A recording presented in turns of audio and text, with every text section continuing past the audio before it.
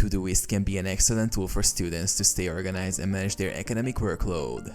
Here's how you can use Todoist effectively as a student. Create projects for different subjects. Set up separate projects for each subject or class, such as math, history, or English.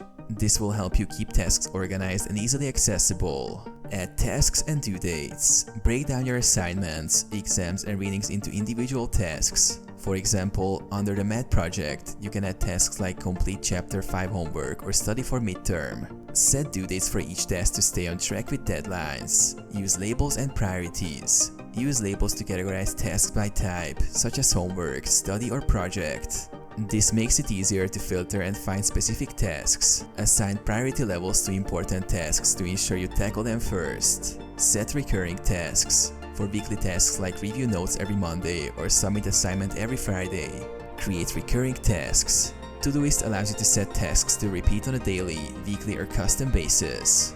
Track progress. Check off tasks as you complete them. You can view your productivity and progress over time, helping you stay motivated.